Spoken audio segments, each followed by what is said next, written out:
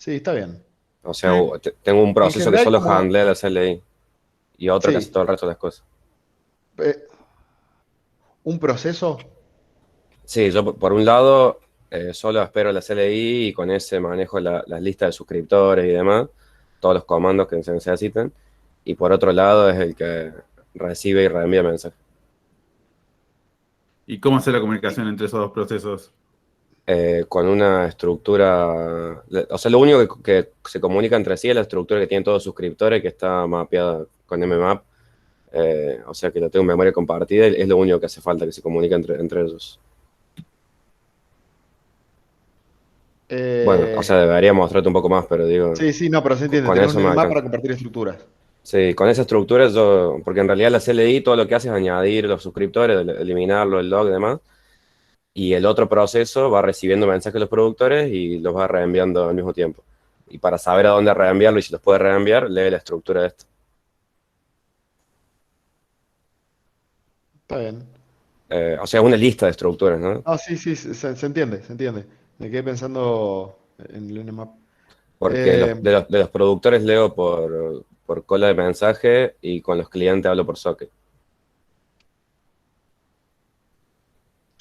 ¿Pensaste en algún momento en vez de crear dos procesos, crear un thread? No, en realidad ni lo pensé. Pero, o sea, lo que vi que tenía bueno eso era que compartía el espacio de memoria, el thread. Pero con esta forma no me molestaba tanto porque en realidad uno de los procesos escribe y el otro solo lee de la lista de estructuras. Che, Entonces no tenía tanto problema. y de los productores, ¿cómo obtienen los mensajes? De una Kiwi de System B. No, una Kiwi POSIX. Le van Mm. escribiendo ahí y los va leyendo y según lo que lee sabe quién es enviar. Y después tengo una lista, los suscriptores son una estructura y los tengo en tres listas, una para cada productor. Y según a quién le tengo que mandar, recorro la lista y le voy mandando todo, a todos los que Claro, están en la lista. digamos, el hilo que maneja los productores, el que recibe mensajes de los productores, se bloquea hasta que algún productor escribe en la cola, digamos. Claro, claro, claro. Apenas me llega un mensaje, veo a quién se los tengo que mandar y los mando. Claro. O sea, es válida la solución esa, pero sería mucho más fácil usando un poll. O sea, vos básicamente en la función poll le pasarías el file de descriptor de la cola y el file de descriptor de donde sea que esté tomando los comandos la CLI. Y esa función y esa función retornaría cuando alguno de los dos files de descriptor, digamos, tenga algo para leer, por ejemplo. Ah, claro, usar file de escrito para la cola. La O sea, cola Acordate que POSIX te devuelve un file de descriptor. claro, o sea, usas ese y a la vez usas el. Ah, bueno, es que yo de hacer ahí me escribo por so. Bueno, sí, es lo mismo. El Sí, mismo, sí. digamos. O sea, Entonces, vos al poll de le bueno. podés pasar cualquier cosa que sea un file de descriptor. Y tenés todo en el mismo proceso y no Claro, tengo que. vos al poll Es es un como solo que le proceso. pasas una lista de file descriptors. En realidad le pasas una lista de estructuras. Sí, no, igual Esas lo usé. estructuras tienen un file descriptor y un par de flags que vos le decís, bueno, en el file descriptor del elemento cero, digamos, quiero esperar tales eventos. En el elemento uno tales eventos. Y Claro, cuando ocurra alguno de esos eventos en cualquiera de los files descriptor, te retorna y te dice cuáles son de todo el file descriptor que vos pasaste en los que ocurrió ese evento. Entonces, si te ocurren bien. los dos, bueno, te va a retornar y vas a decir, bueno, leo de este y leo del otro. Claro. Y, digamos, Sí, lo probé, pero bueno, al final como lo terminé haciendo así, no necesitaba usar Paul, pero bueno.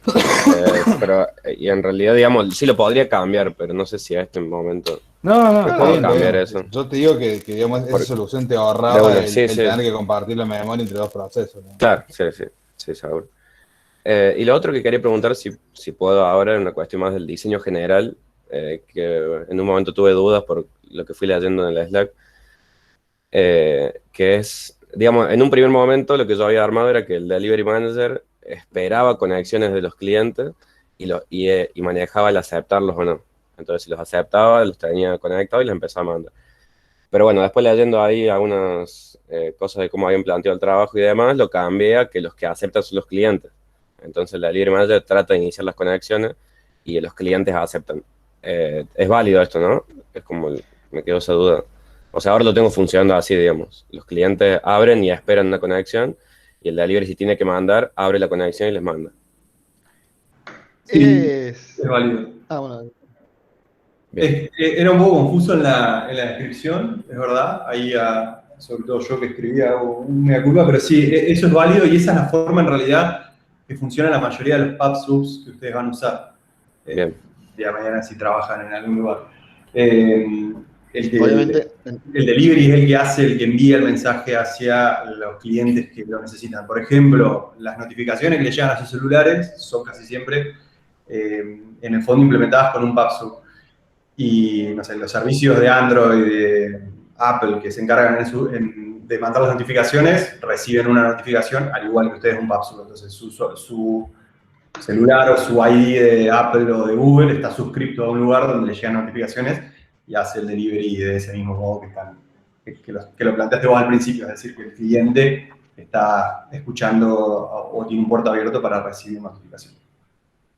Bien. lo que importa por ahí es que sepan que lo pueden hacer de las dos formas, pero tienen que plantear y agregar los requerimientos o las restricciones que van a pasar si lo hacen de una forma o la otra, ¿no? Que es lo que habíamos hablado en la clase anterior, ¿se acuerdan? Bien. Y la última pregunta, si ya dejo, que estaba leyendo acá de los requerimientos del README que hay, que no me termina de quedar claro, donde dice el Delivery Manager debe validar que los juegos agregados son aptos para recibir mensajes del tipo, y dice el tipo. O sea, lo que estoy validando es que están conectados y que pueden recibir un mensaje, o a qué se refiere esa línea. Porque como no sé si tiene que validar que puedan recibir ese mensaje en especial, o simplemente recibir un mensaje. Está muteado. Estás muteado, Alfo. Pero que puedas mandar ese mensaje y que llegue y no genere ningún error, diría. Pero, Bien, bien. ¿Y el checksum puede ser de cualquier forma o hay que usar algún mecanismo especial? No sé si lo dice, pero habíamos sugerido MD5 porque es el que más implementado y es más fácil que van a encontrar. Pero si vos querés hacer tu función hash, no sé. No, está bien. Da Lo igual. uso. No, me quedo con... Cualquier hash function, la MD5 es la más popular, te diría, pero pueden, no sé, si quieren ya, qué sé yo, cualquier otra lo pueden hacer también. Bien, Profe, bueno, sobre eso, gracias. ¿podemos agarrar un algoritmo de MD5 y usarlo, o lo tenemos que desarrollar? No. No, uso uno hecho. Pero, Ah. ojo que o sea, el algoritmo ya está hecho, ¿no? Claro. O sea, no tienen que implementar o usar algo para hacer el algoritmo, no tienen que copiar un algoritmo, sino que tienen que, o sea, tendrían que usar la librería. La librería OpenSSL creo que lo tiene, o alguna de Todas las Google, criptolib lo tienen. MD5, Library C y sale, está seguro para usarla. Claro, no. No pierdan tiempo ni en copiarla ni en Podemos pegarla. traer cualquier librería entonces de MD5. Sí, usarla. la que sea. Sí, sí. Sí. La de OpenCL literalmente para hacerlo yo creo que son 5 líneas. Sí, esa la estuve viendo en internet. Lo único que sí, entiendan cada línea, ¿no? Ujú. Porque a veces usa un update ahí. Por ejemplo, no sé si lo vieron en internet, hay una que hace, que vos tenés un hash que le vas pasando a pedazos y le vas haciendo update. Pero para entender el código entero del MD5. No. Entender qué es lo que están haciendo en cada línea que llaman ustedes. Bien. No entender el MD5. O sea, cómo usarlo, digamos. Nada más. Sí, Claro. perfecto. O sea, no agarren, copien, peguen y le cambien el nombre a la variable. Y ya, bueno, listo, esto ya está, porque es lo que preguntamos siempre. ¿Qué hace cada cosa que están copiando y pegando? Pueden dejar la referencia de arriba, no pasa nada, en un comentario, si lo sacaron de algún lado. Che, Juli, te hago una pregunta. Yo tengo bastante parecido como lo tiene el Mati, nada más que no, digamos, para el CLI estoy usando un proceso también, que creo que estaría bueno que sea un hilo, pero lo empecé como proceso, digamos. Y básicamente lo único que hace es recibir el comando y después lo envía a través de una cola de mensaje, igual que los productores, al Delivery Manager. Que, digamos, si lo paso a threads, ¿podría usar también que se comuniquen por cola de mensajes? O directamente si lo hago con threads, puedo usar más variables compartidas en vez de usar un IPC, digamos? Se descontrola si ya lo tenés así. A ver, en verdad el requerimiento original del trabajo era que sean dos procesos distintos, ¿no? Que vos podés ejecutar uno y ejecutar otro. Pero si ya lo tenés así y lo querés cambiar, y lo usás con un thread, La ventaja es que no tenés que comunicar nada, porque ya está en memoria compartida. O sea, tenés una lista, la misma estructura, tenés file descriptor, no hay. O sea, no tenés que cambiar nada. Si lo pasás a thread, simplemente no vas a usar un nmap ni. No vas a usar comunicación entre procesos porque va a ser el mismo proceso. Claro, y digamos, no tengo tan claro cómo es el uso con threads, ahí no me puse con eso, que iba a crear un par de threads para manejar los productores. No, perdón, digamos, para enviar los mensajes a los clientes. Y digamos, qué puedo compartir o qué tengo ya compartido dentro de un thread, digamos, con un proceso. Toda la memoria. Toda O la sea, memoria. puedo usar una variable que sea global, ponerle y manejarla como si fuera parte del mismo proceso. Sí. Es como Java. Como cualquier lenguaje de programación. En lo que vieron en los threads, concurrente, chicos. sí. Lo sistema Dale, operativo 1. Compartís todo el espacio de memoria. Claro. Claro. Esto nunca habíamos visto, tal vez lo podríamos ver el año que viene, es cómo se crea un thread. Sabemos cómo se crea un proceso, por ahí no lo ven bien porque no entienden cómo se crea un thread. Claro, Pero bueno, exacto. sí. Porque por ahí en corriente no vimos tan así, tan Claro, que aparte profundamente, lo ves en Java. claro, cómo funciona la memoria y todo eso. Por eso. Pero por lo que estoy viendo, era muy fácil armar un proceso y es prácticamente armar una función más. Entonces, perdón, un thread, no un proceso. Y bueno, facilita un poco las cosas. TP2 para ver mucho de crear múltiples threads y múltiples procesos. Es que el concepto de thread Octa es el mismo para todos los lenguajes de programación porque no es algo que Ujú. tenga que ver con el lenguaje que lo estás usando, ¿no? El lenguaje está en la implementación, no Claro. la El thread definición. es parte del sistema operativo. Claro, obvio. Entonces no se maneja diferente dependiendo del lenguaje. Lo único que va a cambiar va a ser la forma de crearlo. Create thread, ¿cómo se llama la función para crear thread en C? No sé, porque yo soy un framework. A ver. Cuando No es Alpha- pthread create. pthread. Sí, pthread. Cuando con Alphon cursamos esta materia hace unos 10 años más o menos, el trabajo final era hacer un chat, todos contra todos. Y sí, era todo multithread, pero eran miles de líneas de código. Era bastante más largo. Pero menos complejo, pero más horas de código.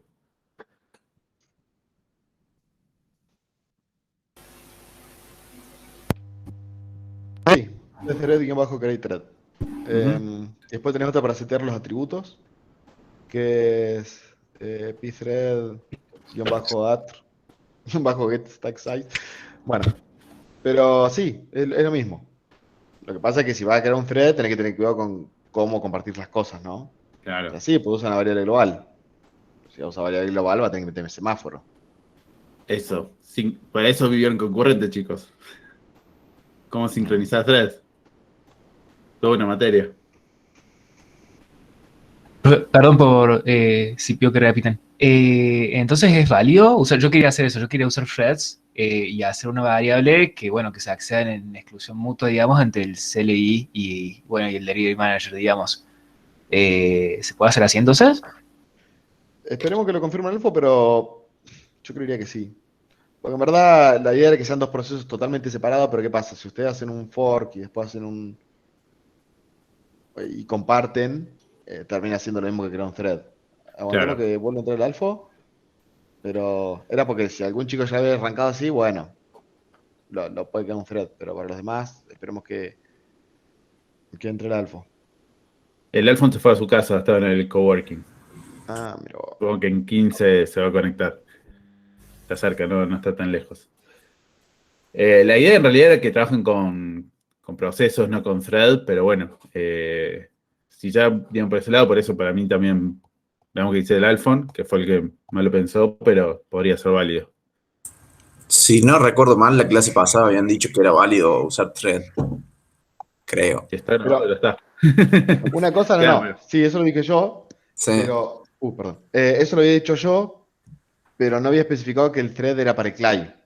Porque si Claro. vos vas al diagrama de arquitectura del programa, del trabajo, aparecen como si fueran procesos distintos, el CLI y el Delivery Manager. Yo había hecho lo de usar thread, uno para atender y sacar los datos y otro para enviarlos, qué sé yo. Pero sí, podía usar thread en el trabajo, pero no sé si puedo usar thread para el CLI. Que ahora venga el elfo y diga si sí o si no, así como para Rael. De todos modos, los dos chicos que yo le dijimos que eran el Octa y Mati, que ya lo tenían así y lo querían cambiar. Bueno, ya está, que lo usen. Bueno, pero igual ahora yo lo tengo como proceso, así que no lo cambio directamente. Bueno, está bien, es válido. Y Mati también dijo que lo iba a dejar como estaba también, así que ya está. Ujú. Yo lo tengo No, por eso preguntaba. está bien, está bien. Bueno, si ya lo tenés así, ya está. Perfecto. Ujú. Como una Sí. semana, ¿no? No lo va a ¿Está cambiar. comiteado eso? ¿Está en la fecha en GitHub? Claro, hoy es 16. Tiene que ser un commit anterior. Le damos changüí hasta las 9 de la Está noche. grabado esto. Está todo comiteado. Perfecto. Una consulta, en caso de hacer el accept del lado del cliente, cuando yo en el DM hago el comando add y, por ejemplo, ingreso un IP y puerto que no existen, lo único que sería que me tire un error, como que ese cliente no está levantado. Sí. Claro. ¿Y O que no es válido. por qué Alfon decía que ese se usa mucho si vos tendrías que conocer la IP de todos los clientes para poder conectarte? ¿Cuál es el Sí, sentido del publisher es buena subscriber si pregunta, vos porque yo siempre lo tenés había que visto al conocer revés. todos los Sí, clientes, la IP de todos los clientes y el puerto del cliente? es una muy buena pregunta ahora que el Alfo venga, que te la contestes, porque yo me pregunté exactamente lo mismo cuando... Uno lo dijo. Yo calculo que porque, ponle, viste que él dio el caso de WhatsApp, ¿no es cierto? Claro, ¿Cómo te enterás vos que tenés un mensaje? O sea, tendrías que mantener la conexión abierta todo el tiempo, digamos. Eso es cierto. Sí, bueno, pero En en cambio, ese caso los clientes no son stateless. Vos tenés un estado del cliente guardado en algún lado. Y acá se suponía que eran stateless. estoy con Luis ahí, Eh, miremoslo de otro lado. A ver, suponete que vos tenés... ¿Cómo se entera una actualización de una aplicación? No. Suponete este O, caso. A ver, yo no o sé que si es te mandan así, un pero mensaje. me parece que tiene sentido. Suponete que vos tenés una base de datos distribuida.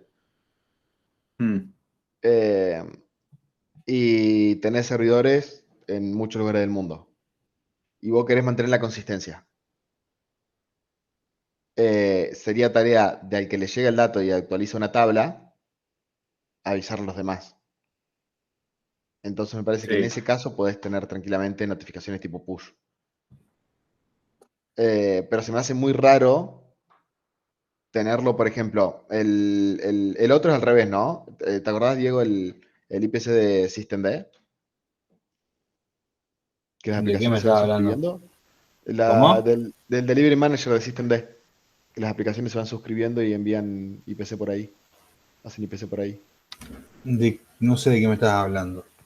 Delivery de Manager. SystemD. El Systemd. de SystemD. Sí. Sí. Que vos te vas suscribiendo, pero vos preguntás si hay mensajes nuevos. No es que te llegan así de una. O sea, haces tipo Ujú. pooling. Ese es al revés. Sí. Me parece Sí, o más sea, raro supongo que también, digamos, tiene que ver con el caso de uso que aplique cada uno. O sea, yo creo que viene Sí, más por ese sí, lado, totalmente. Si digamos. están los dos es por el caso de uso. Pero él preguntaba algún ejemplo. Claro, yo preguntaba para algún ejemplo porque apenas lo encaré el trabajo, lo primero que dije, bueno, el servidor es el que acepta las conexiones. Va, que eso, normalmente. Lo pensé así de una y nunca se me hubiese ocurrido que los que aceptaban las conexiones eran los clientes. Sí, sí, yo también lo hice de esa forma. ¿Alguien hizo alguna vez un bot para Telegram? En eso estaba pensando. Es que en el bot para Telegram vos tenés los dos tipos de Delivery Manager. Sí, Porque en el bot de Telegram, si vos si estás nateado, ponele, vos haces un pull al servidor preguntando por mensajes nuevos del bot. Pero si vos tenés IP pública, podés hacer notificaciones tipo push, Ujú. donde el Sí. servidor te manda el mensaje directamente como pusheado a una dirección. Convengamos que la mayoría de los devices están siempre nateados, que van a ser Sí. Wi-Fi.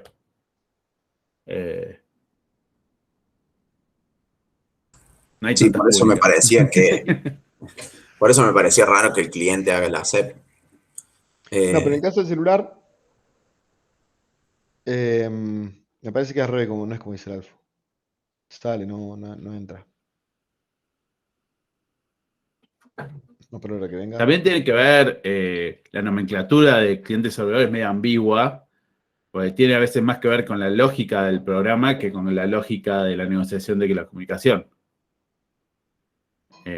Por ahí puede ser el inverso, donde el cliente sea el servidor en cuanto a la comunicación, pero toda la lógica del sistema de las comunicaciones estén del lado del cliente. ¿Se entiende? Más o menos. Yo tenía con que cliente-servidor, justamente el servidor sirve a los clientes. Entonces los clientes se conectan al servidor cuando necesitan. Claro, pero sirven también servicios. Los Sí, pero el servidores. cliente No solo le pide al comunicación. O sea, servidor un servicio. No es bueno, el servidor le pide un servicio al cliente o le pide, che, me voy a conectar. después tiene que ver, obviamente, si está en TCP o cosas, pero a nivel lógico, al ir arriba luego en la aplicación puede ser al revés, como es en la comunicación. Sí, son los menos, ¿no? Sí, obvio.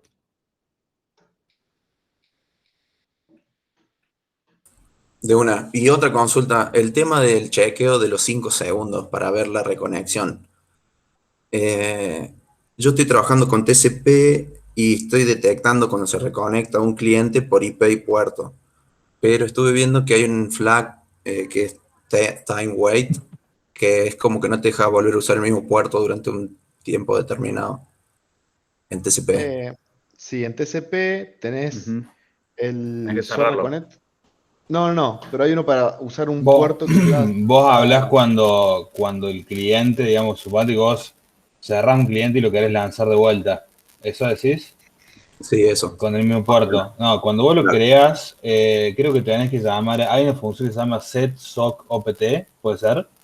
Sí, lo probé y Bien, a eso le tenés que pasar una flag que es SO-reuse Reconnect. address. Ah, Reuse address. Reuse address. Mm. Eso cuando lo creás siempre, digamos. Entonces, ya después. cuando lo creo, no cuando se borra. Claro, bien. Claro, vos lo creás y llamas le sacás esa opción, ¿no es cierto? Sí. Vos después cerrás el cliente y cuando lo lance de vuelta te lo va a dejar de usar. Sí, básicamente eso lo que hace es que cuando crea el socket, se le pasa ese flag al sistema operativo y revisa si, porque viste que vos, desde que vos matás el proceso, existe un tiempo entre que el proceso muere y el sistema operativo limpia los file descriptor y todo ese tipo de cosas, la tabla de file descriptor y todas esas cosas. Bueno, entonces cuando se usa ese socket, está forzando el sistema operativo a chequear si el puerto está o no en uso. ¿Me entendés lo que te digo? Entonces, Sí. cuando va a chequear que el proceso, bueno, el PID no existe, listo. No está Bueno, más usado, lo podés reusar. Y por otro lado, cuando vos matás el cliente, deberías usar un exit handler. sí. Que cierra el file descriptor. Exacto. Bueno, pero estuve usando el set socket y cierro el file descriptor cuando mato al cliente, creo. ¿Y no se cierra? Y no se cierra. Y estuve viendo que, o sea, yo estuve controlando y cuando tengo el servidor y el cliente levantados los dos, hay un comandito que me muestra quién está usando el puerto. Tengo el cliente levantado, lo mato, me decía, bueno, está usando el puerto, todavía el servidor. Listo, mato los dos y me sigue apareciendo el puerto en uso. Con eso bandera el time wait y leí un poco y dice que TCP es como que lo guarda por 60 segundos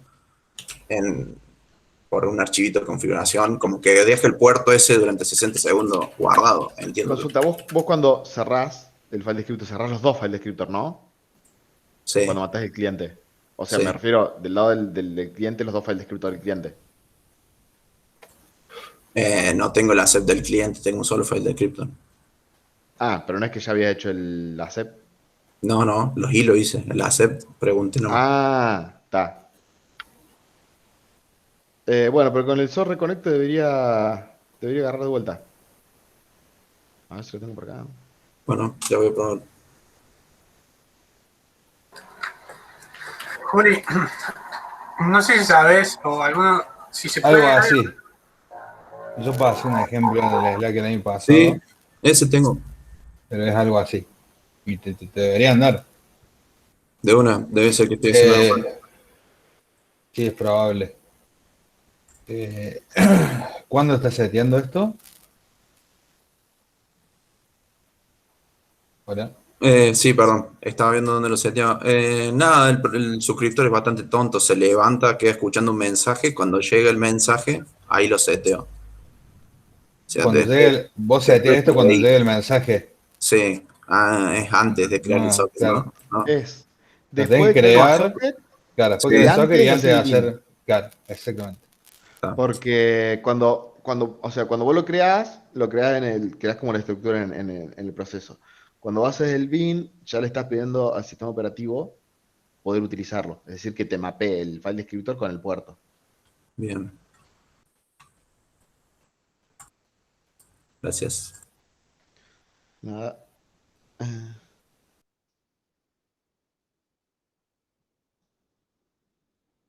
¿Por dónde lo pasaste, Diego, ¿Podés? al ejemplo? Por el chat. Por el chat.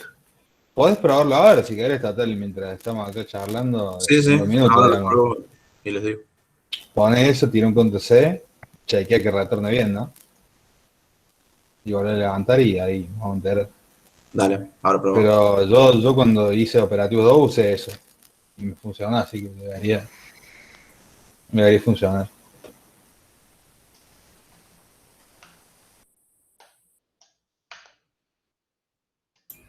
¿Podemos entregar en el LEP otro trípode entregable que no sea el informe? Por ejemplo, yo creo que estoy muy jugado con el tiempo para terminar el código y no sé si voy a llegar a hacer un informe bonito como para presentar. Bien. Nosotros lo que siempre miramos, en general, lo primero que agarramos el Repo. GitHub. Ujú. Y ahí vemos la Repo fecha de los mate commits. informe de Leo. Entonces, claro, si vos Listo. tenés, suponete, llegaste muy jodido con el tiempo, y nosotros vemos que entregaste tarde, un día tarde, el informe que está en el Lev, bueno, es discutible si llegaste tarde. Perdón, el informe que está en el Git, dale un readme, no pasa nada. Claro. A ver, nosotros cuando los evaluemos vamos a ver las fechas de los commits y no hay drama si tienen un commit esa misma noche a las 2 o 3 de la mañana, chicos, no hay historia. Sí, si tienen casi todo el trabajo hecho la semana siguiente de entrega y sí. Está, buenísimo. Sí, sí, porque yo, bueno, Y con es eso necesario el lab para que quede un registro, pero también controlamos en el momento de evaluación que el trabajo lo está hecho en el momento que se dijo. Claro. Ujú. Sí, sí, yo por lo menos ya creo que lo liquido, pero con eso de que, bueno, justo tenemos el parcial el miércoles y no sé si voy a llegar con el tiempo de preparar un buen informe, digamos, como para presentar. Los parciales son fáciles.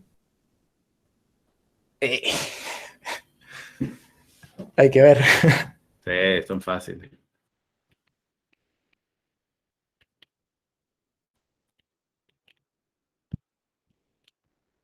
¿Alguna otra duda? Ah, muy importante. ¿Qué, Pep? No hagan amén sobre Git. ¿Cómo? Que no hagan amén. Para que ¿Te va a sea sobre caer? Git. Que no hagan amén. Ah, AMMEND. No hagan amén sobre los commits. No hagan esto.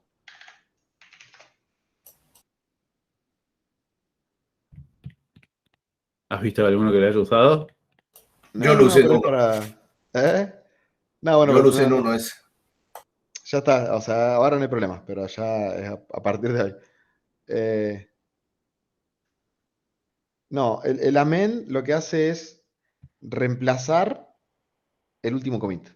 Suponete. Ujú. Vos haces un commit y te das cuenta que, no sé, pusiste mal un comentario. Entonces, para cambiar algo muy simple, no vas a volver a comitear, sino lo que vas a hacer es cambiar el mismo commit. Lo reemplazás básicamente. O te das cuenta que comiteaste algo con un error muy grave y queda reemplazar el token de que el resto de tu equipo lo vea. En verdad no es tanto que no hagan commit, sino que no hagan amend, sino que no hagan el push force. Push menos F. Claro. Pero lo que pasa es que cuando haces amend, sí o sí tenés que hacer el push menos F.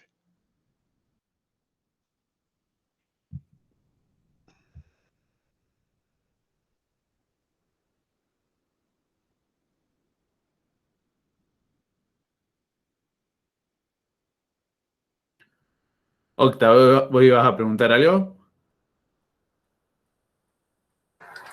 Sí, estuve leyendo el man del Apple y no encontré ninguna forma de hacer esto, no sé si se puede o si saben. Yo quería recorrer la lista de interesados del Apple, no cuando ya pasó el evento, sino ver todos los que están puestos en la lista de interesados. O por lo menos saber si está vacío o no. Creo que lo tenés que recorrer de todas formas con un forest.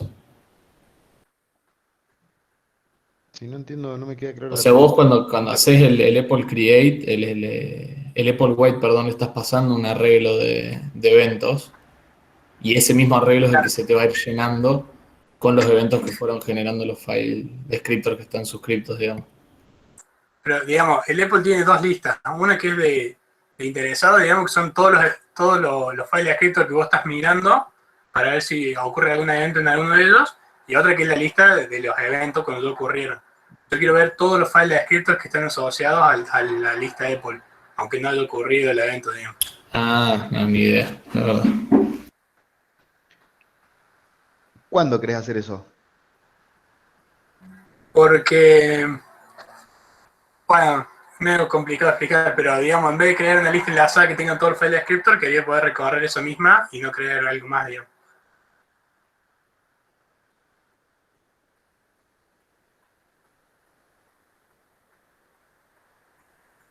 Pero si recorres esa lista no vas a poder identificar a los clientes si no tenés los otros datos. Si no tengo qué. Si no tenés el resto de los datos, ¿cómo vas a saber qué file descriptor es para qué cosa? Claro, pasa que yo tengo, digamos, dos Apple. Una lista de Apple para aceptar los clientes y una lista de Apple para ver cuando está listo el file descriptor para enviar el mensaje. Entonces, en la lista donde quiero ver que, digamos, en la Apple que tengo para enviar los mensajes, ahí le quiero ver que le haya enviado a todos los file descriptors el mensaje y no me queda alguno que no se le pueda enviar porque todavía no estaba listo para ser escrito en ese momento. Pero cuando vos lo vas a enviar, ¿sabés si lo podés enviar o no lo podés enviar? Claro, pero no sé si me faltó alguno. O sea, pero para. El Apple cuando te retorna te dice cuáles son los files descriptors que están listos, digamos. ¿Cierto? Sí. Bien. Y vos ahí agarrás cada uno y le envías algo, por ejemplo. Claro. Bien.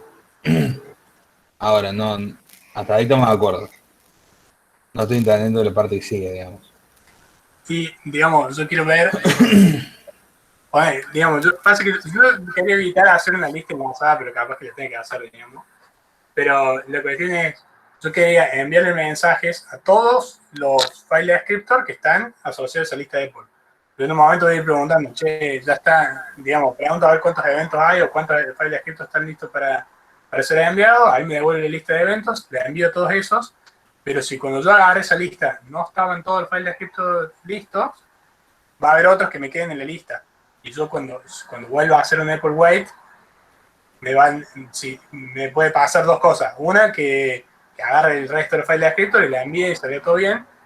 O me puede pasar que dentro de los files descriptors que están listos, ya vuelvan a estar listos los files descriptors de que ya les envié el mensaje y se los envíe de vuelta. ¿Entendés? Sí. Sí, entiendo lo que decís, digamos. O sea, vos decís que uno puede estar listo 2 veces cuando otro estuvo listo solamente una. Y vos querés saber eso, digamos. Claro, exacto. Sí, o sea, tenés que llevar el traqueo a un forma. No. O sea, el Apple te dice, acá se puede. En todo esto se puede. ¿Cierto? Después de gestionar si te faltó algo, ya es una cosa de tu aplicación, digamos. Perfecto, perfecto. Bueno, listo.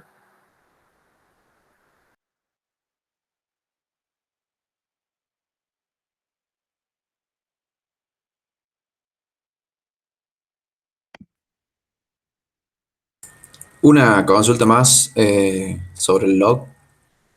El Sí. comando log tiene un cliente al que se envía. ¿Es un log completo de los mensajes de todos los clientes? O sea, todo lo que fue enviando, o solamente sobre ese cliente, como si fuese un filtrado. Es un mensaje, o sea, el log lo tiene que hacer comprimir el log que le está pidiendo de ese cliente y enviárselo.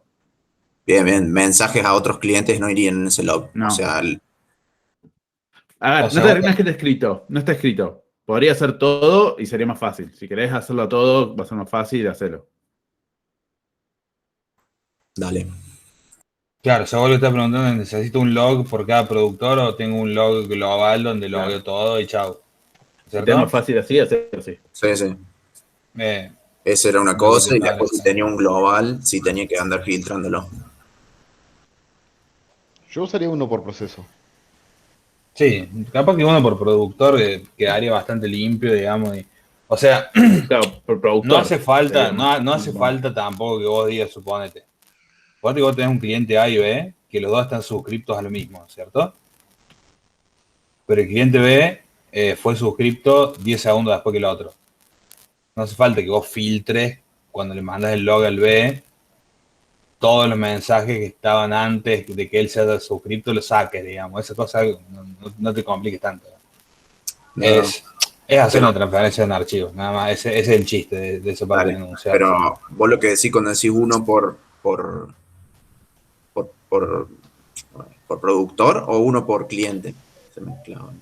No, o sea, podés hacer o uno que loguee todos los mensajes de todos los productores, ¿cierto? Porque, o sea, vos vas a tener clientes suscritos a distintos productores, por decirlo de alguna manera, ¿cierto? Entonces vos podrías decir, bueno, yo tengo un log de cada productor o un log donde logueo todo. Decisión tuya, o sea, no hay drama. Yo una consulta con eso. ¿A quién se lo envía el log? A los clientes. Ah, No, le decía recién que no mezcle no mezcle los logs de los clientes con los logs de los productores. Eso sí que no. No, yo digo el log que se manda desde el DM. O sea, el logueo de mensajes. Sí. Ese preguntaba yo si era uno para cada cliente, es decir, un historial de todos los mensajes que le mande desde el productor 1 al cliente que yo le paso por IP, porque no se especifica productor, así que no sé qué productor, porque el comando es log y un IP, así que tampoco No, sí, podría tener. separarlos por cosa. Porque te hace mucho más fácil. Más fácil de ver también y de tracar y encontrar errores y cosas así. Sí, yo separaría por productor, digamos. O sea, tendrías 3 logs y chau. Y pero si el comando no te pide productor, o sea. No, perdón, está hablando de los clientes, gordo. Ah, ok. Está hablando cuando escriben los logs los clientes en un archivo. No. Estoy hablando el comando log. En el DM El comando de la CLI. log. Claro, la CLI acepta un comando log y recibe un IP del socket. Un IP y un puerto. Del socket del cliente, supongo yo. Porque Sí, hasta sí, ese sí. momento el Sí. socket viene siendo el cliente. Sí. Ese log que tengo que enviar es del cliente, es de completo, de todos los mensajes que se enviaron, desde el DM. Yo haría una de dos cosas, digamos. O logueas todos los mensajes de todos los productores y le mandas eso. Esa es la opción 1, digamos. Es esto lo que me está preguntando. Claro, pero el tema es que es confuso porque en el comando log vos lo que le pasás es el socket. Claro, ¿a quién quiero mandarle el log, digamos? Ah, ahí va. Es mandarle todo lo que generaron hasta ahora los productores a uno de los sockets que ya están conectados. Claro, yo Claro, entiendo que recorrer sí. socket Bien. es IP puerto. Bien. Claro, eso era lo que preguntaba, si enviaba todo lo que se logueó o si enviaba solamente los logs de los mensajes que se enviaron a ese cliente. No, Desde el- a ver, ¿qué logueó? ¿Qué logueas? Vamos a empezar por ahí. Y acá pide loguear mensajes enviados cada vez que se hizo una conexión o cada vez que se agregó o eliminó un suscriptor. Y cuando Claro, fue ese es el olvidado. log. Ese es el logueo, pero yo, por ejemplo, tiene un add y la CLI tiene add y delete. Yo agrego un montón de clientes y después log le paso un IP. ¿Le mando todos esos clientes que agregué o le mando solamente cuando hice el add sobre ese cliente? Esa era la pregunta. No, mandas todo el log. Todo el archivo log. Listo. Diego, y fue decir que había dos opciones. La segunda sería, si lo tenemos dividido por productor, ¿qué le enviamos? Y le pueden mandar el log del productor al que está Claro, suscrito. le puedes mandar el log de todos los mensajes del productor, qué sé yo. O sea, Igual le Pero ahí mandarlo. estaría bueno que agreguen los add y los remove. pero en definitiva no se vuelven muy locos con eso. Digamos. Parece que... Claro, pero ahí no sería más complicado porque no, en el comando log a mí no me pasa un productor. O sea, solo me da el socket. Entonces yo tendría que revisar a qué productor está suscrito ese socket, Sí, del log de ese productor. sí, es iterar sobre una lista, digamos. Sí, en verdad es un poco confuso porque el trabajo dice, este comando comprime el log local del Delivery Manager, ¿no? Claro. A eso lo pasa así, Diego, y Yau tiene razón. Dice Y log local del Delivery Manager. el log local tiene todos los mensajes y todos los add y todos los remove. Claro, o sea, agarras ese archivo de log que vos fuiste generando y se lo mandás a un cliente, digamos, chau. Si quieren generar el log dividido en add y remove por un lado y en mensajes de productores por otro, una cosa así, bueno, pueden hacerlo, digamos. No me parece que sea tampoco el objetivo del trabajo tener alguna funcionalidad de log muy extravagante, digamos. Es hacer una transferencia de archivo y quedan eso, nada más. Ese es el requerimiento que queremos que implementen, que hagan transferencia de un archivo más que nada. Perfecto, y ahí va la otra pregunta. El tema de La lupa va a estar ahí. Bien, el tema de transferencia de archivos, no lo empecé a ver todavía. Alivio implementación. ¿Algún consejo? ¿Qué es lo que para? Vamos por partes. ¿Qué es lo que te interesa mandar a vos de un archivo? Claro. El log tiene que ser un archivo comprimido. Sí. O sea, digamos, transferir un archivo es transferir un chunk de datos. Digamos. Sí. Bueno, pero tiene un tamaño. Que no es múltiplo de 4. Okay. Consejo. Está bien, pero vos, ¿qué necesitas vos para poder transferir exitosamente un archivo? Necesitas saber, el que va a recibir, necesitas saber qué tamaño tiene, digamos. Y después recibir datos. Crear un archivo localmente y escribir sobre ese archivo los datos que está recibiendo, ¿no es cierto? A ver, vamos de vuelta. Con un consejo muy por arriba, que me interesa que lo escuchen todo, es: el archivo no es un archivo de texto. Y eso es muy importante. El archivo no es un archivo de texto. Cuando decimos que es el archivo de texto, el archivo no es un archivo de texto, no usen funciones para trabajar con string dentro de un archivo binario. ¿Por qué?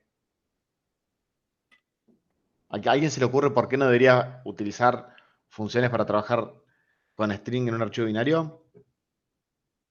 Y porque va a leer cadenas de bytes como si fueran char y te los va a tomar como si fuera otra cosa.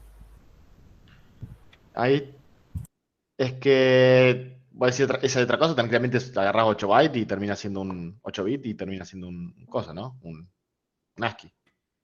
Lo que pasa es que ahí Nicolás largó algo que más o menos va por ahí, que dice puede tener más de un end of file.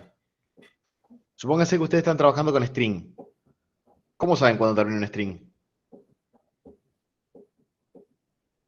Por un barra cero. Un barra cero. Por el barra cero, sí. Cuando un archivo binario tranquilamente puede tener byte ubicado en cualquier lado que sean ceros. Cosa que en un archivo de texto, o cuando vos estás trabajando con texto, no pasa. Los bytes no son ceros. Entonces, supónganse que ustedes están calculando el tamaño de un archivo. Y vos abrís el archivo y haces, no sé, un fseek para moverte al final. Y restás la posición del final menos el inicio, que es 0. Eso no te da el tamaño del archivo. Porque puede haber un barra cero en cualquier lado.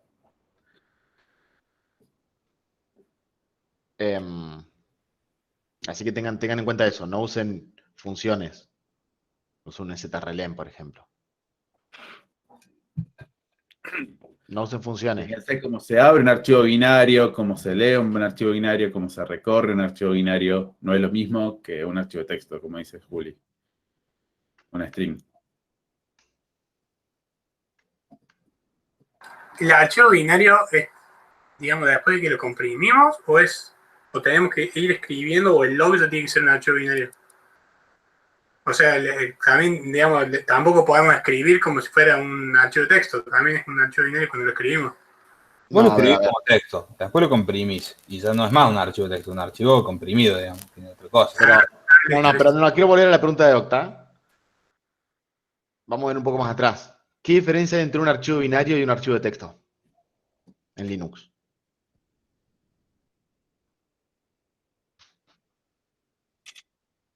Ninguna. Ninguna. Es el contenido. Básicamente el archivo no tiene nada de especial, nada más que el contenido tiene barra cero adentro. Entonces dice, bueno, este archivo puede ser binario porque adentro puede tener bytes que sean ceros. No importa la extensión, no importa con qué esté hecho. Entonces, ¿qué pasa? En los archivos de texto, nada, los archivos de texto es igual que un binario, nada más que el binario tiene barra cero, puede llegar a tener barras ceros adentro. Pero el archivo se abre igual. Claro, pero se abre con un open, se lee con un read, digamos. Y que almacenen un buffer igual que cualquier otra cosa, nada más que no usen strlen o cosas medio raras. Usen fopen o fget. Si usa fget, está. Pero es eso nomás, digamos, o sea, lo abren, ven el tamaño, lo abren, hacen tanto read como byte en el archivo, y no sé, si quieren leerlo de pedazos, si quieren leerlo todo junto, lo que quieran, digamos, y se envían, nada más. El receptor lo único que tiene que hacer es saber qué tamaño va a tener ese archivo para poder saber cuántos bytes espera leer del socket. Pero en definitiva ya está, digamos, o sea, va a querer leer del socket tantos bytes como tenga el archivo, va a crear un archivo local y va a escribir esos bytes sobre ese archivo local, digamos. Y se acabó la historia. No hay nada muy raro ahí. Profe, si yo tengo un log bastante grande una vez comprimido y mi server es monohilo, ¿no puede atrasar una banda así la conexión para todos los demás y se hace el timeout? Sí. Sería Sí, todo un tema, ¿no? Un log en Bueno. serio se va dividiendo, se chunquea por tamaño o por líneas. No, pero es válido lo que dice igual.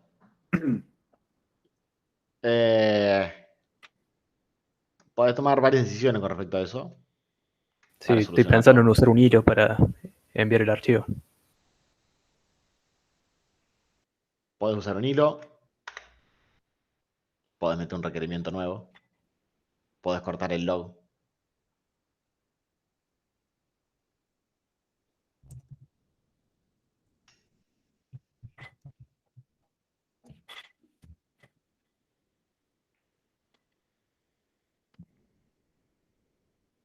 Hay una pregunta ahí en Julián, ¿hay mucho? ¿Dónde? Ahí en el chat. Ah, a ver.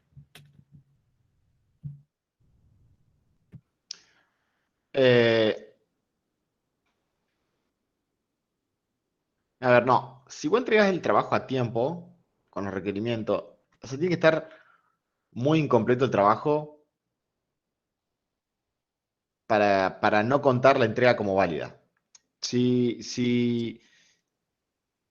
te quedaron detalles y son detalles lo suficientemente chicos como para no tomar como un trabajo que no fue entregado a tiempo, pero no lo suficientemente grande como para no cumplir los requerimientos. ¿Sí? Lo que vamos a hacer es cuando lo vamos a corregir, vamos a decir, bueno, cambia esto, esto y esto, y volver a entregarlo. No es, estás desaprobado, quedaste libre. Ahora, si vos presentás algo que no cumple ni la mitad de los requerimientos, que no está que no cuenta ni para una entrega, ahí sí. O sea, no, ahí sí se cuenta como desaprobado. En verdad tampoco se cuenta como desaprobado, porque ese puede ser el trabajo que entregas tarde. Claro. No sé Tienen que si demostrar que han trabajado. Eso es lo principal que buscamos. Claro, ponele que eso anda, pero tú digo, bueno, ahora no sé, cerré el cerebro y volví a levantar. Y cuando lo vuelvo a levantar empiezan a pasar cosas raras, ¿viste? O sea, Murphy. en condiciones, prendo el compu, lanzo las dos cosas, cumple el requerimiento. Pero yo te vuelvo raro y ya se rompe. Está bien, Era típico. está probado, te voy a decir, che, bueno, fíjate, te puede estar pasando tal cosa, corregirlo y después presentar en 10 minutos otro día los cambios y ya está, digamos. Conectamos la Raspi en el Claro, switch del eso ni LC siquiera cuenta y no andaba como. nada. Eso ni siquiera cuenta como que se entregó tarde. Si es, che, corregí esto y volví a entregar. Claro, eso está todo legal. Todo bien. Digamos. No es que lo tenés que hacer una vez y perfecto. Después, si el trabajo no hace. Si el trabajo está muy mal. Claro, Bueno, pues, sí, o sea, presentás como un una trabajo cosa que entregado yo tarde. haría, por ejemplo, un requerimiento no cumplido es como medio, no, yo puedo agregar un solo cliente y nada más. Claro. No, si quiero agregar dos, ya no me funciona. Pero si, bueno, eso sí no está cumpliendo con el requerimiento, digamos. Te van a decir, bueno, no sé, por algún motivo raro me anda hasta 1000, pero no hasta 5000. Bueno, todo bien, vemos qué puede llegar a ser, hacemos otro día una corrección y ya está.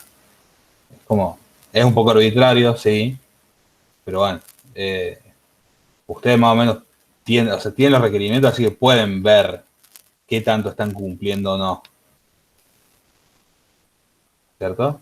Claro, pero si ponele no sé, para el jueves a las 23 no llegó a implementar el MD5, por ejemplo.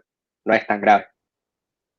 Lo puedo agregar hacen comida a las 2 de la mañana, como decía Agustín, ¿o no? Sí, eso no hay Sí, problema. sí. Terminamos más o menos el informe y. Sí, por eso te digo, o sea, son digamos, cosas razonables, más o menos. Eso está listo, no llegaste a eso. Bueno, es un detalle, pero funcionalmente hace lo que tiene que hacer. ¿Me entendés? Está bien, digamos, no hay drama. No, si la idea Básicamente es. que funcione el patrón propuesto por el driver. Claro, exacto. Si tienen eso andando bien, ya el trabajo prácticamente está aprobado. Y cambié el archivo. Supongamos Tienen que que ver, vos sí. transferís el archivo, pero cuando ese archivo no tiene un cierto tamaño, es más chico o más grande que algo, te explota. ¿Cierto? Eso también vale. Cuenta, digamos, el requerimiento se cumplió. Pero yo te voy a decir, che, si te mando un archivo que tiene más de un K, esto no anda. Fíjate que seguramente agregando 2 o 3 líneas de código lo haces. Bueno, listo. Otro día haces ese fix y lo presentás, digamos. Y no pasa nada, o sea, está bien, el trabajo cumplió. ¿Se entiende más o menos, Rosario? Sí, quedó clarísimo.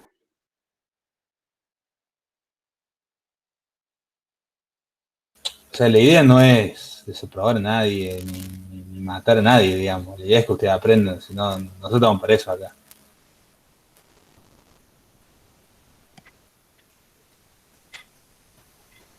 Aparte, si usted no lo que es el bajón que es corregir 60 trabajos, es como que queremos hacer todo lo posible para que aprueben. Y eso que somos muchos ahora, chicos. Posta que queremos que aprueben y que aprueban. Así que más les vale que entreguen buenos trabajos y no nos hagan trabajar mucho.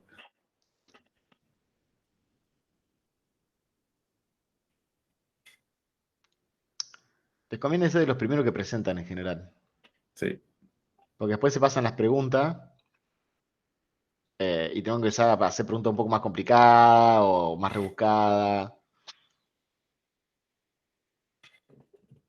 No sé, No se puede estirar la fecha de entrega, no, yo lo dijimos al principio. No hay drama si terminás de comitear el domingo a la noche. No hay drama. ¡Apa! ¿Qué remera no había visto? No había visto la remera que tenías puesta, Juli. ¿Te llegó? Se nos manda. Sí, sí, sí. Deberíamos ver si nos dan otro vez eso este año. Em, Yo tengo otra duda. Perdón, es medio bestia capaz la consulta. Cuando Sí. yo hago el comando log y envío envío el log a uno de los clientes, en el tiempo ese que se está enviando el log, si uno de los productores quisiese enviar algo, yo tendría que hacer una especie de mecanismo para que no pasen las dos cosas al mismo tiempo. No, porque, o sea, a ver, depende cómo lo quieres implementar, porque suponete, si vos lo estás haciendo en mono hilo, ¿no es cierto? A ver, ¿cómo lo estás implementando esto? Ponle que estamos haciendo mono hilo y un poll para ver la CLI y los productores, ¿cierto? Claro. Bueno, listo. Te llega el comando log por la CLI. Y algún productor puede o no estar listo. Bueno, envías ese archivo y después vas y haces lo otro que quede, digamos. Claro, bueno, justamente yo tenía el problema de que lo quería hacer con hilos, ¿no? Pero, bueno, capaz que... Bueno, pensá esto. Si vos tenés hilos, tenés un par de escenarios más. Ponele. Vos tenés, ponele que tenés un hilo en el Delivery Manager para enviar el archivo. Vos tenés que tener en cuenta cómo vas a enviar el archivo. Es decir, pasa que no, ninguno arrancó con el archivo porque nadie preguntó. ¿Por dónde lo vas a enviar? Después de que resuelvas por dónde lo vas a enviar, los escenarios que se te pueden presentar son distintos. Claro, porque... No tenés que confundir el archivo con un log. Claro, exactamente. O sea, a ver, ¿qué podrías hacer? Por ejemplo, ¿no? Suponete que vos lo querés hacer con un hilo a la transferencia del archivo del lado del Delivery Manager. Ok. Bueno, también lo podrías hacer con un hilo y un socket nuevo a lo mejor del lado cliente, por ejemplo. Ah, bien. Y hacer la transferencia en paralelo de los dos lados. Como decir, bueno, no, lo quiero hacer con un hilo del Delivery Manager, pero quiero usar el mismo socket del cliente. Ok. Bueno, cada vez que vos mandes un pedazo de datos, vas a tener que mandar una cabecera de capa de aplicación, digamos, que le diga, che, esto es log o esto es contenido, digamos, lo que sea que generen los productores. Claro, o sea, sería más fácil. Y vos de multiplexas eso, digamos, no sé, o sea, podés hacer cosas. Suponete que usás dos sockets. Bueno, ¿qué pasa? Si usás dos sockets, podés aprovechar la ventaja de que en un socket, a ver, si bien el programa está ocupado, vos estás recibiendo el archivo, ¿no? Y el programa está ocupado. Pero ¿qué pasa? El paquete llega y paralelamente se le envía el log, ¿no? De este productor al mismo cliente que está recibiendo el archivo al mismo tiempo. El paquete llega. Cuando vas a hacer el read, lo que estás leyendo en el socket del log, no estás leyendo directamente lo que te acaba de mandar, sino que estás leyendo un buffer que tiene el coso, ¿no? El kernel donde almacena el paquete. No es que tiene que esperar que llegue el read para que el paquete llegue aceptado y se devuelve el ACK. No sé si se entiende lo que digo. Entonces, ¿qué pasa? Suponete que vos tenés, cada conexión tiene un buffer interno que pertenece al kernel, ¿no? Que es cuando llegan los datos, los va metiendo ahí. Y el kernel devuelve el paquete TCP con el ACK. Entonces, para el Delivery Manager, cuando recibe el ACK del lado del cliente que aceptó el paquete, significa que el paquete llegó a destino, no que el programa lo haya leído. Entonces, vos podrías usar los sockets, podrías usar un solo hilo, por ejemplo, y aprovechar esa ventaja. Pero ojo, si vas a usar esa ventaja, tenés que tener en cuenta que ese buffer se te puede llenar. Si la conexión está establecida, bueno, los paquetes van a ser rechazados, se van a volver a reenviar. Bueno, podés establecer una cierta delimitación ahí. Sí, de todas formas, Eh, hay algo a ver, acá no hay ningún requerimiento de latencia. O sea, esto no dice que vos, desde que el productor genere el mensaje, tiene que llegar en un determinado rango de tiempo al cliente. Claro. ¿No es cierto? Sí, sí, sí. No tenés ese requerimiento, que tiene que ser entregado antes de que pase tanto tiempo, digamos. Entonces, si el productor produce algo, mientras vos estás mandando el log, y bueno, demorará un rato más en llegar de lo que está demorando normalmente, pero no pasa nada, o sea, no hay ninguna restricción. Ah, o sea, puede ser En una ese- cosa en después ese- de la otra y listo, digamos. Lo importante es Sí, que sí, todas esas sí. cosas las aclare cuando vayas a hacer el informe. Ah, Si yo bueno. tomo en cuenta que acá no va a haber ninguna restricción de tiempo, por ejemplo, acá, yo tomo en cuenta que el archivo puede pesar hasta tanto. Eh, Eso es mejor que esté aclarado antes que lo vayamos a probar nosotros y digamos, che, ¿por qué esto no anda? O ¿por qué esto es así? Claro. Eh, Eh, bueno, lo hice así porque es más fácil y me pareció que simplificaba mucho el diseño. Bueno, listo, está bien. y si yo quisiese que se puedan hacer las dos cosas al mismo tiempo, por ejemplo, un cliente podría tener dos hilos, uno que espere logs y otro que espere mensajes de los productores. Sí, sí, la respuesta es sí, eh, pero tenés que tener cuidado con eso, porque si vos tenés constantemente los hilos esperando, ¿cuál es tu idea? Supongo que es dejar un puerto a la escucha, ¿no? Claro, sí. Eh,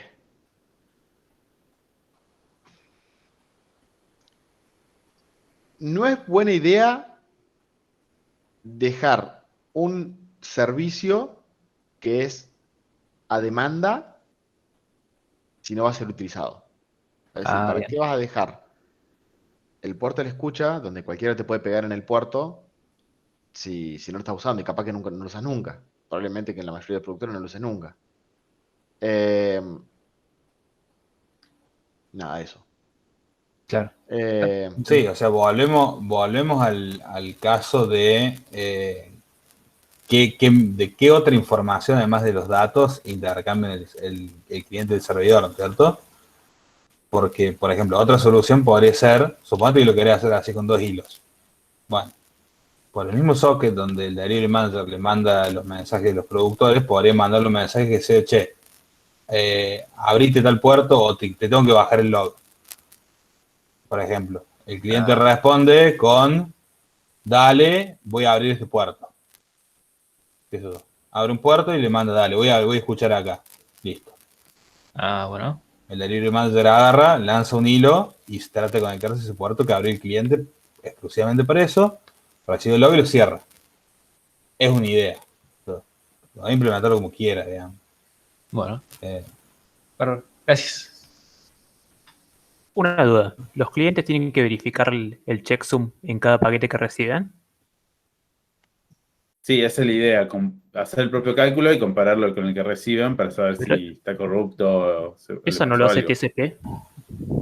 Sí, y también lo O sea, hace sería redundante, TCP y pero está después. bueno. Sí, O sea, porque es en verdad no. en todas las tramas tiene que haber un campo de checksum. A eso vamos. Sí, Bien. Claro.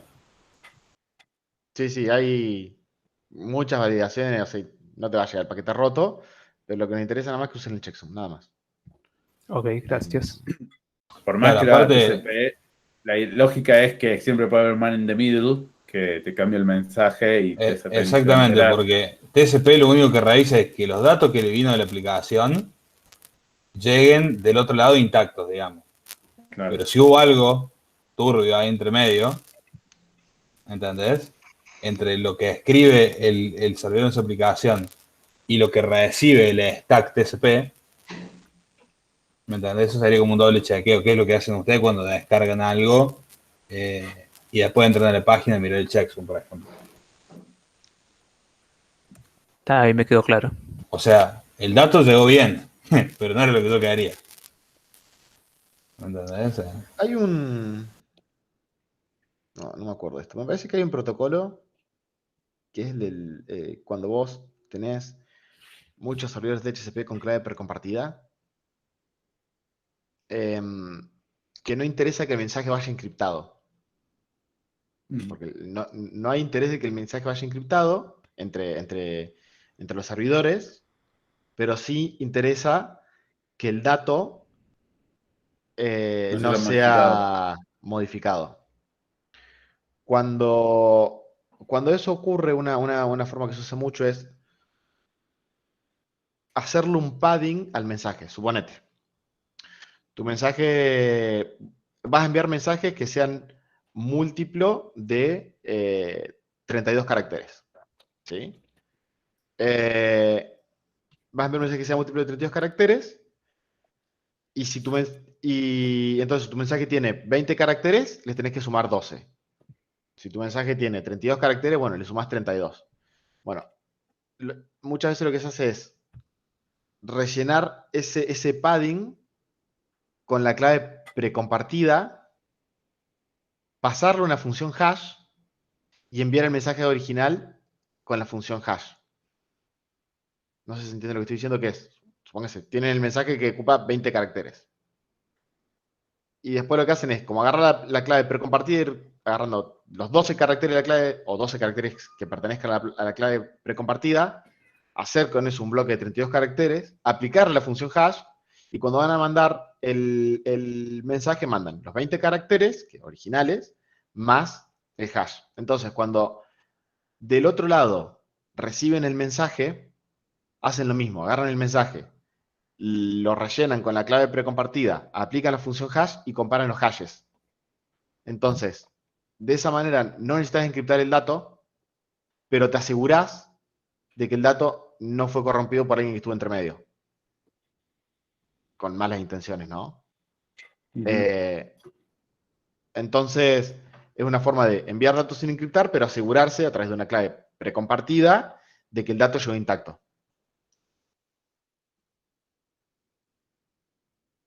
¿Se entendió o no se entendió? No se entendió una goma, ¿no? Más o menos, la verdad. Ustedes vieron cómo... Le agregas a los datos un pedazo de una string que es secreto, digamos. Claro. Ahí va. Y el hash lo calculás en base a eso. A los datos más ese pedazo de string secreto. Entonces el otro después agarra los datos, le agrega el mismo pedazo de string secreto y le hace el hash. Bien, bien. Si da lo mismo, llegó bien. Si no, no. Claro, porque la persona que está entre medios, time in the middle, ¿qué pasa? Si te modifica el dato, el hash cambia. Y no lo puede volver a calcular, porque no le tiene la clave precompartida.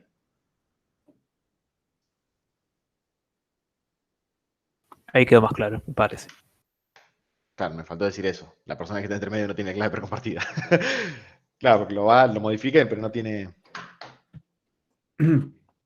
Hola, Mastiao, bienvenido de nuevo. Buenas. Che, vieja, había una duda.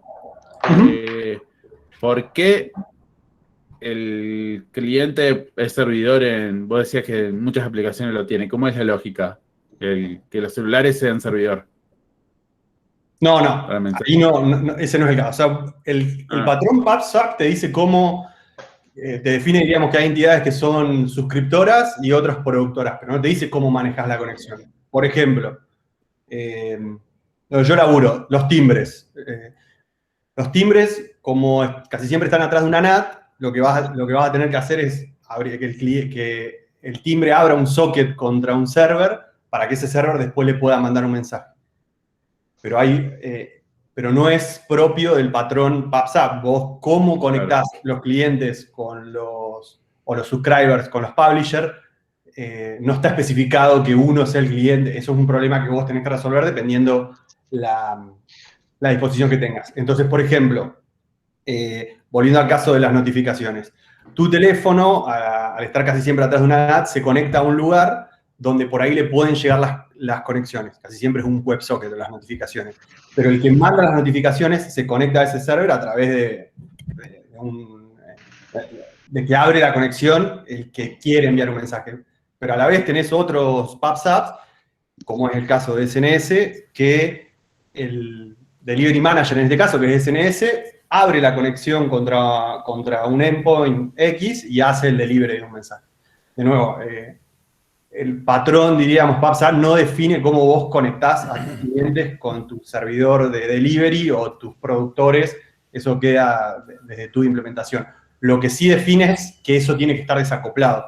Es decir, en un lugar cliente-servidor, ¿cuál sería el cliente-servidor donde el productor manda al cliente? Acá vos tenés algo en el medio, que es un PubSub, que lo que hace es desacopla el cliente, o sea, los productores de los consumidores, si querés, o de los publishers con los subscribers.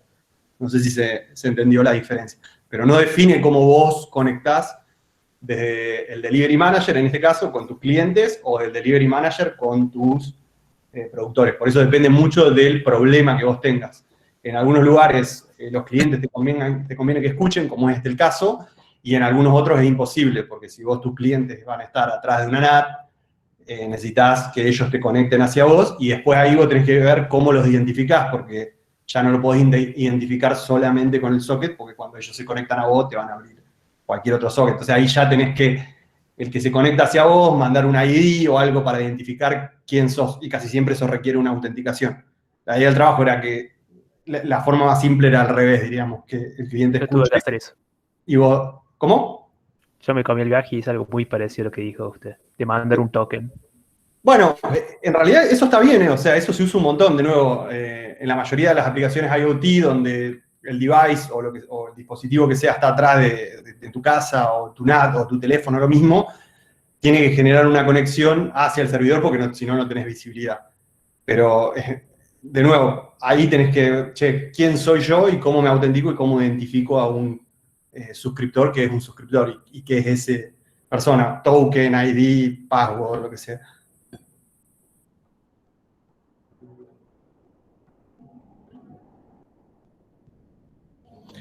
También está la pregunta de si se podía hacer que la CLI sea un hijo del Delivery Manager, pese a que el diagrama... Hilo.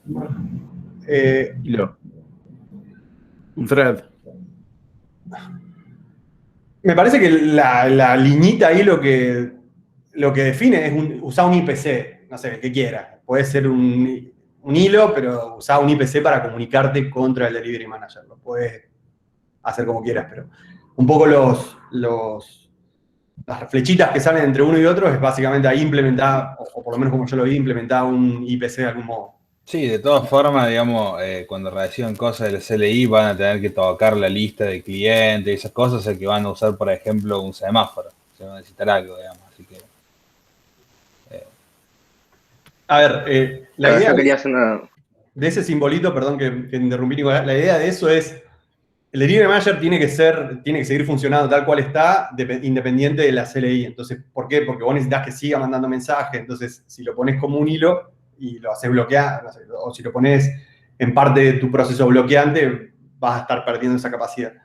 Entonces, nada, la idea era que usen un IPC y como dijo ahí Diego, si justo agregas uno y estás leyendo la lista esa que hace a quién tengo que mandar, entonces vas a tener que poner un semáforo y ahí ya más o menos me parece que te conviene más incluso usar un IPC de algo para comunicarte con el Delivery Manager que te solucione todas esas race conditions, digamos, porque vas a estar básicamente modificando algún pedazo de memoria del Delivery Manager, porque vas a agregar, borrar, lo que sea, mandar logs.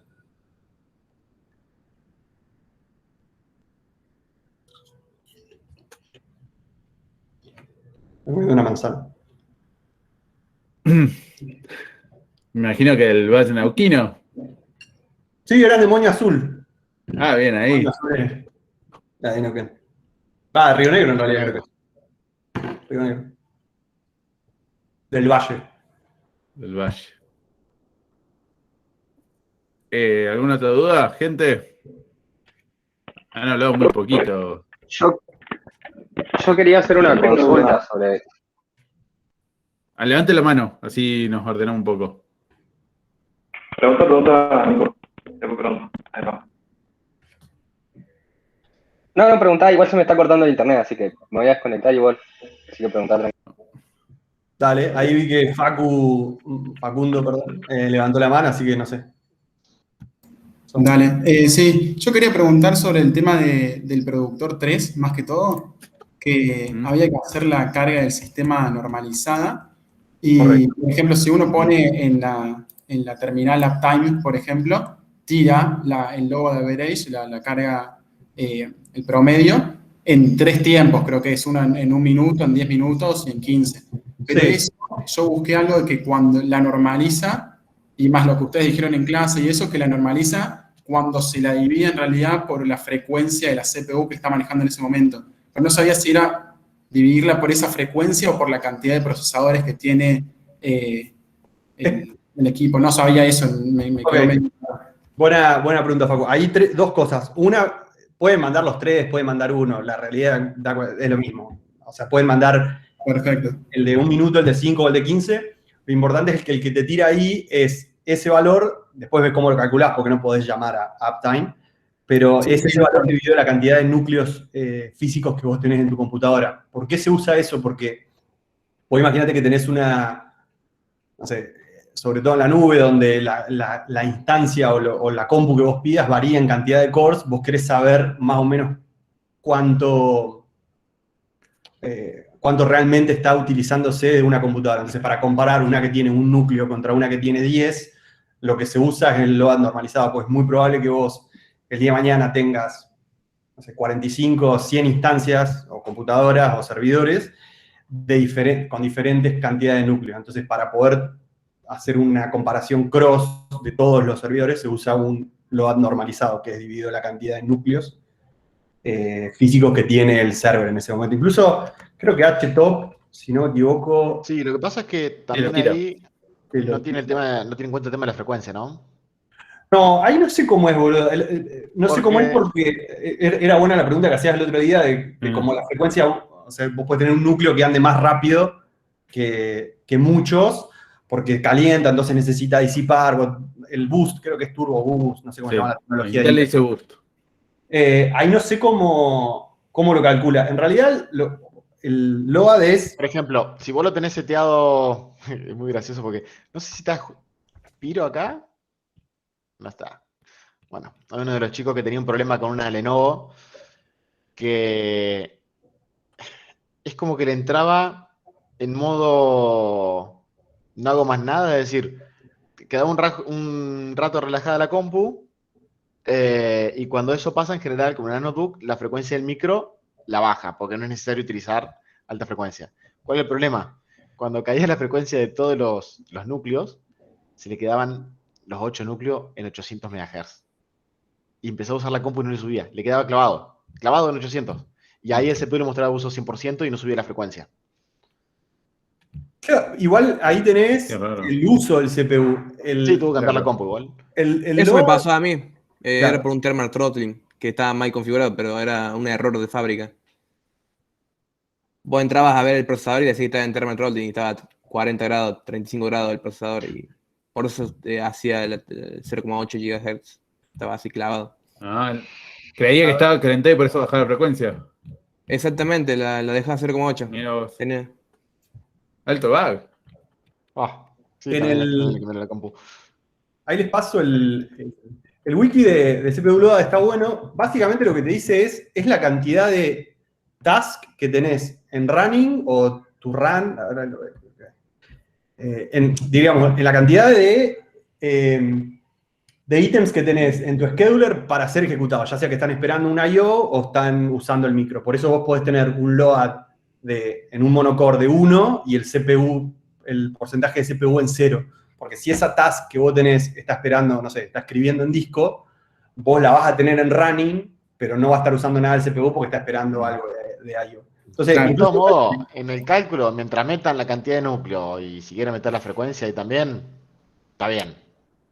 No tiene que ser perfecto el cálculo de... Claro, sí, eso era lo que tenía dudas, pero perfecto, muchas gracias. nada, era un poco para que chusmen un poco qué era el LOAD y que era... La idea era un poco eso, qué era el LOAD y cómo se calcula en cada... La idea, sí, más que todo, la idea de los trabajos es siempre que aprendan cosas nuevas y las discutamos. Entonces, por eso muchas Sí, de veces no hecho- están tan específicos los requerimientos, sino que damos lugar a... Es más, Era una métrica que tuvimos que discutir nosotros internamente incluso. Sí. Está buena. Está Está bien, bueno que el vean que hay código. muchas métricas del sistema.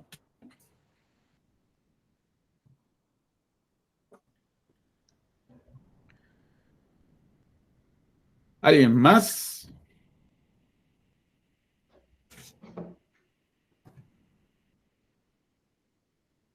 Stefano, Nicolás, ¿iban a preguntar? Nicolás, ahí tiene que levantar la mano. Sí, yo quería hacer una consulta sobre lo que estábamos hablando al principio, del CLI, los procesos y los hilos y eso. En realidad quería preguntar si como lo implementé yo estaba bien. Yo lo que hice es, el CLI es un proceso, ¿no? Proceso distinto del DM. Que lo único que hace es leer los comandos que ingresan por la consola, parsea los strings, revisa que los comandos sean válidos, etc. Y después se lo pasa al DM. Y el DM tiene dos hilos. Uno que se encarga de distribuir los mensajes de los productores a los clientes y otro hilo que se encarga de administrar las conexiones. Levantar clientes nuevos, dar de baja, etc. ¿Eso está bien? O sea, el CLI no ejecuta los comandos, solo los lee y se los pasa al DM. Está perfecto. Sí, así es. Así está en el gráfico. Macha, está muteado. Estoy muteado. Está bien, lo único ahí, fíjate, no sé, capaz que podés tener algún race condition mientras estás tratando de agregar algo. No sé cómo es tu estructura de datos ahí, de cuando querés agregar un cliente, si algo justo lo está leyendo. Nada, no te lo puedo decir porque Sí, ahí tengo... Sí, uso un semáforo para que los hilos no se crucen y eso, pero digamos, solo agarra el string así como está, revisa que sea correcto y después se lo da al DM. Y el DM se encarga de ejecutar el add en sí, digamos. Eso está bien, vamos, yo lo veo bien. Bien. Sí, permítame. No, esto estaba seguro, pero después cuando empezamos a hablar medio que me confundí, por eso quería revisar que fuera correcto. De todas formas, o sea, más allá de que, bueno, el Alfon fue el que planteó este pedo, y seguramente él tenía una idea en su cabeza de cómo tenía que ser, digamos, la responsabilidad de cada parte y lo que sea. La idea es que planteen una solución que sea coherente y que tenga una justificación y que me puedan decir, bueno, yo lo hice así porque creo que de esta forma me resuelve este problema. Ya sé que a lo mejor, no sé, hacerlo de esta manera no es tan eficiente en tal caso de uso, pero, o sea, que piensen y que lo puedan justificar también, digamos, ¿no? No es que tiene que ser hecho de una forma específica y si no está así está mal. Sí, a mí me pasó eso. Por ejemplo, yo arranqué a diseñar, me parece que lo más difícil de este trabajo es diseñarlo más que hacerlo. Yo cuando arranqué, bueno, para la parte de los productores y la comunicación con el delivery manager usé colas, pero tuve como un día y medio, 2, tratando de decidirme cuál usar. Es como que cuando me convencía con una y llega un momento, bueno, digo, sigo con esta y comparando ventaja y desventaja, llegaba el punto en que necesitaba lo de la otra. Que es eso, por ejemplo, la System B tenía mensaje tipificado y las POSIX no. Entonces digo, necesito tipificar mensaje pero tener una sola cola y no tener 3 POSIX, por ejemplo. Entonces, tardé un montón ahí en convencerme, digamos, pero bueno, me convenció más una que otra y seguí por eso. Pero sí, pero sí, o sea, son decisiones de diseño, digamos, que en un patrón de uso pueden ser más eficientes que en otro, incluso, o sea, qué sé yo. Lo mismo había otro que preguntaba, decía, por ejemplo, yo quiero hacer una lista enlazada donde tengo todos los clientes con su información y a dónde están suscriptos. O hago una por cada suscriptor. ¿Qué me conviene? Y no sé, depende, a lo mejor por ejemplo, si vos tenés un productor que no tiene casi nadie suscripto y otro que tiene un montón, ¿cierto? Supongamos que están todos en una misma lista. Y un productor tiene uno solo suscripto. Cada vez que se produzca, va a tener que tirar sobre toda la lista viendo cuántos clientes hay para ese productor. Entonces va a iterar que son sobre 5.000 cuando necesitas uno solo. ¿No es cierto? Entonces, bueno, en ese caso es ineficiente. En otro caso a lo mejor puede ser menos, digamos, no sé. No hay una solución siempre que se ajuste a todos los casos de uso, digamos. La idea es que ustedes puedan analizar eso y decir, identificar más o menos qué limitaciones puede tener lo que hicieron. A mí me parece, ¿no? Sí, sumado ahí lo que decía Diego, por ejemplo, se puede dar el caso que, o en el punto extremo, donde vos tenés, no sé, 1 millón de suscriptores y 3 producers y a la vez al revés. Entonces, dependiendo de la aplicación que vos estás tratando de resolver o el problema que estás tratando de resolver, dependiendo de que te conviene uno u otro. Entonces, siempre depende. El patrón, PubSub, cualquier patrón que vean, tiene sus pros y sus contras y tiene ventajas y desventajas de acuerdo al contexto en el que sea usado. Entonces, un poco también era eso, tirarles el problema y que se choquen un poco así también con la pared para ver de cuándo usar uno, cuándo usar otro y ver lo valioso que es pensar un poco antes la arquitectura antes de empezar a codear. Porque era fácil abrir la compu al otro día y empezar a codear como si nada, que es lo que yo hice cuando estudié la carrera, pero no está bueno que sea de ese modo. Nosotros no vimos nada de ingeniería de software, chicos, recuerden eso, ni teníamos tantos profes que supieran de qué se trataba la carrera. Y pero tenías un script en Python ahí en ingeniería ¿En de software. dónde? No, ni siquiera en ingeniería de software veíamos Java y hacíamos un videojuego. Pedorro. Te muy pedorro. dio. Ustedes tuvieron. Bueno, no lo nombremos, ¿no? Pero nosotros hicimos algo parecido, profe, ¿eh? No, pero. No, bueno, pero Pero está grabando, eso está así que grabando. ten cuidado. Otro día. Muy distinto el caso. Muy distinto. Era otra materia, no estaba ese profe, estaba otro. Nos costó un dedal traer a Martín a la carrera.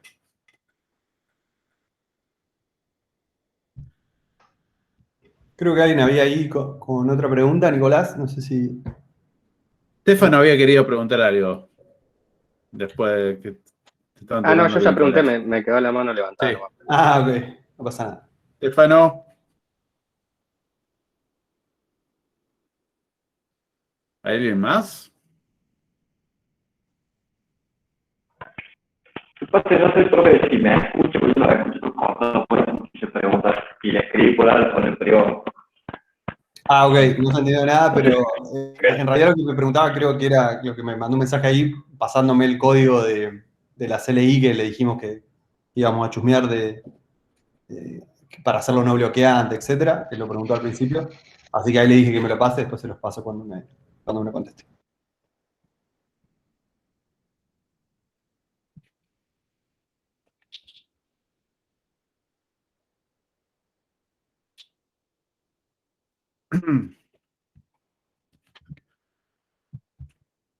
Bueno, gente, si no hay más dudas, lo cerramos acá y seguimos por Slack.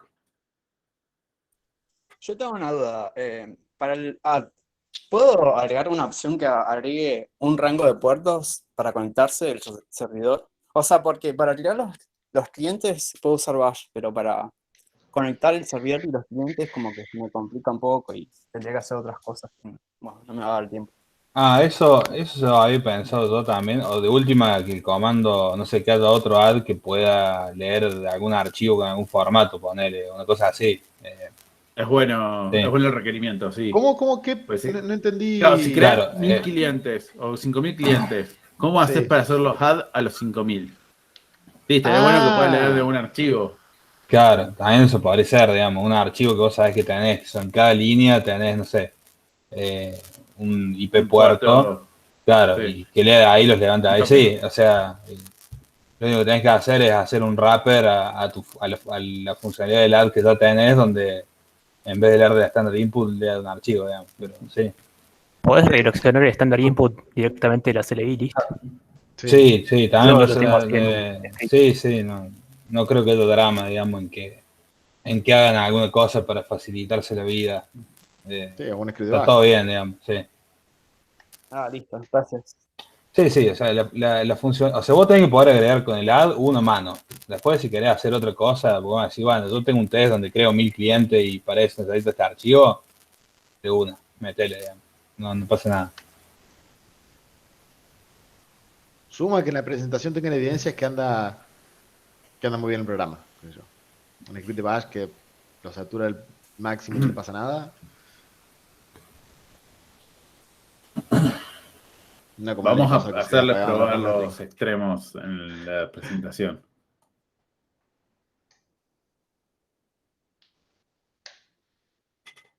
Otra cosa. Vieron que los productores, digamos, producen cada algún cierto tiempo, ¿no? Si yo cambio el tiempo, digamos, se supone que debería poder andar, ¿no? O sea, no están haciendo alguna cosa como, yo sé que el productor A es cada un segundo y el B es cada 3, entonces cada 3 veces que lee el A voy a leer el B a ver si me mandó algo, digamos. Esas Claro, cosas claro. así medio turbias, no. O sea, no hace falta que pueda cumplir con cualquier caso súper raro, pero sí, medianamente que se pueda cambiar un tiempo sin que explote, digamos. Es que a la larga eso es más difícil. O sea, Sí. te termina complejizando más, me parece, que hacerlo bien, diríamos que, no sé, ir a buscar el mensaje o lo que sea, ese tipo de decisiones que son hardcodeadas suelen, ni hablar a la larga, traer problemas, pero me parece que te forzan a pensar tu problema, de un modo que terminas enredando vos mismo. Estaría muy bien que haya ahí un par de defines que los podamos cambiar y siga funcionando todo perfecto, ¿no? Por ejemplo, que se pueda cambiar la frecuencia, que se pueda cambiar la cantidad de clientes máximo. Ese tipo de cosas está bueno.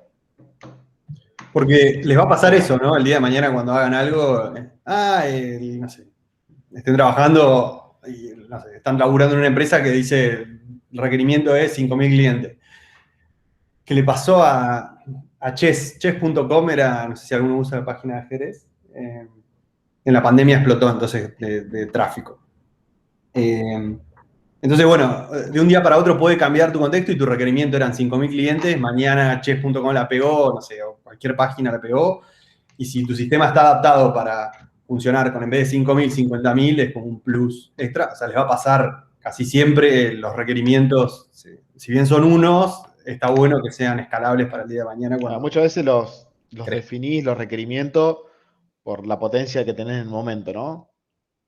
Ahí lo estás corriendo en la compu y decís, bueno, yo creo que con estos requerimientos mínimos tranquilamente podría correr hasta 5.000 clientes. Si le ponemos una compu más grande, estaría bueno que se pueda modificar, volver a compilar y volver a tirar con más clientes.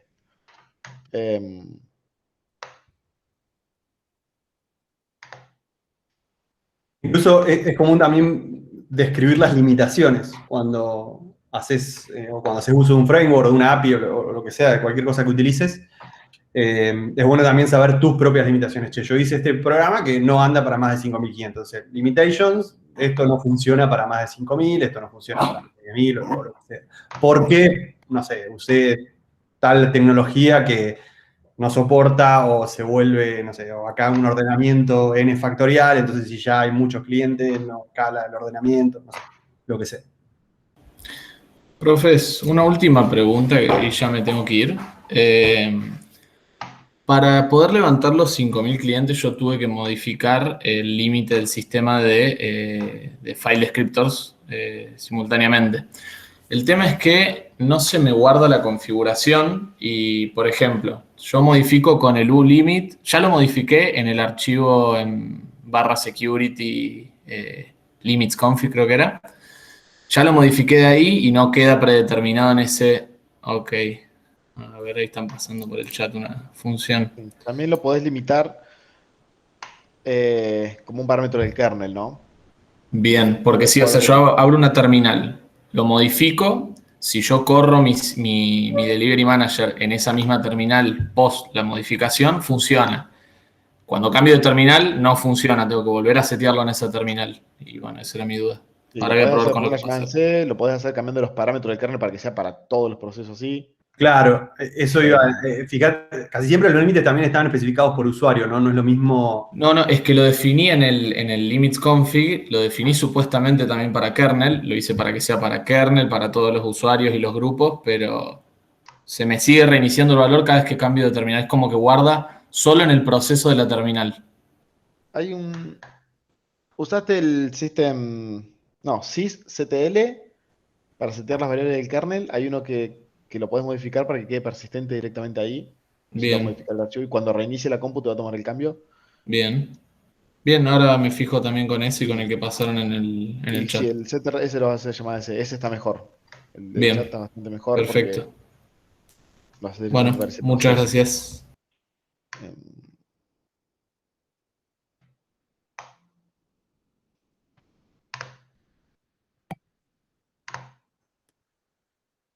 Bueno, gente, si no hay más nada.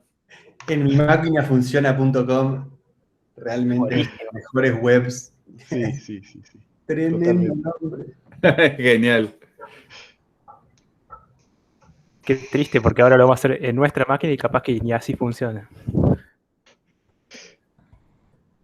No, chicos, la vemos. prueba de fuego de ese trabajo práctico siempre era conectarlo en un switch del laboratorio de computación y ahí dejaba de andar todo, siempre. Antes que se vayan, una recomendación. Si saben programar en otro lenguaje, preferentemente Go o Python, por ahí les convenga simular los clientes con un solo proceso.